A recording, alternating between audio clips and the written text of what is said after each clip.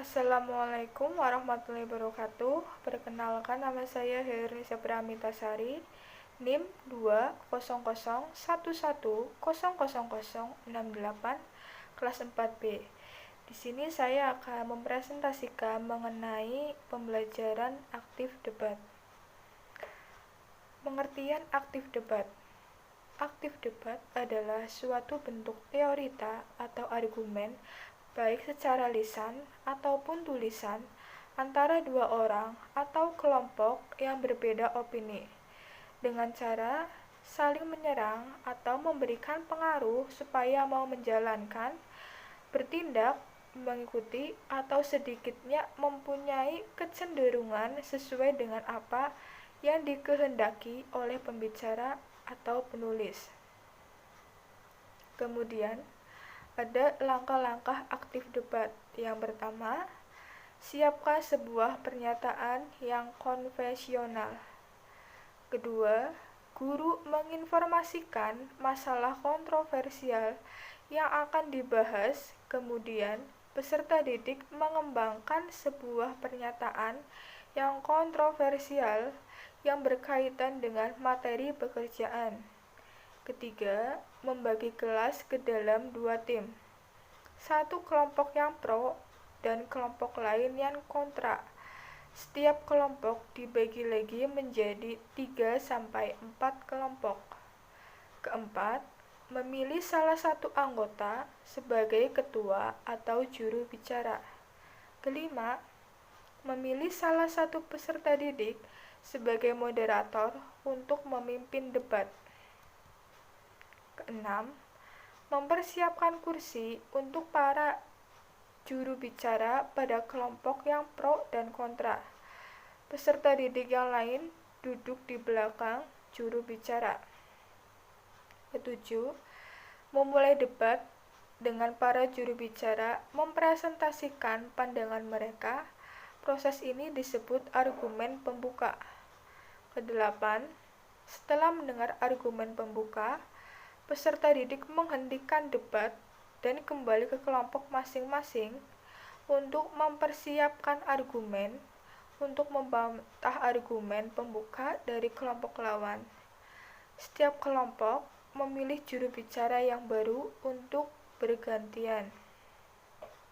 9. Melanjutkan kembali debat. Juru bicara yang saling berhadapan diminta untuk memberikan argumen untuk membantah argumen pembuka dari kelompok lawan. Ke-10, peserta yang lain dapat memberikan catatan yang berisi usulan, argumen atau bantahan untuk mendukung argumen kelompoknya. Ke-11, pada saat yang tepat di akhir debat tidak perlu menentukan kelompok mana yang menang. Memastikan bahwa kelas berintegrasi atau menyatu dengan meminta mereka duduk berdampingan dengan mereka yang berasal dari kelompok lawan. Ke-12, meminta kepada peserta didik untuk mengidentifikasi argumen yang paling baik menurut mereka. 13, menyampaikan poin-poin penting dari debat tersebut dan menghubungkannya dengan materi pembelajaran. Kemudian, apakah strategi pembelajaran aktif debat cocok diterapkan di sekolah dasar? Menurut pendapat saya, model pembelajaran aktif debat tidak cocok diterapkan di sekolah dasar. Karena pada dasarnya peserta didik sekolah dasar belum memiliki kecakapan dalam berdebat. Namun, pada kelas tinggi, peserta didik dapat diajarkan atau berlatih bagaimana cara aktif debat yang baik. Hal ini bertujuan agar dapat meningkatkan rasa percaya diri peserta didik, meningkatkan keterampilan berbicara, meningkatkan kemampuan bekerja sama, serta meningkatkan daya dan kualitas berpikir peserta didik.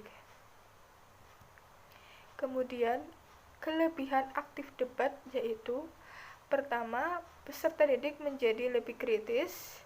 Kedua, memacu peserta didik aktif dalam pembelajaran.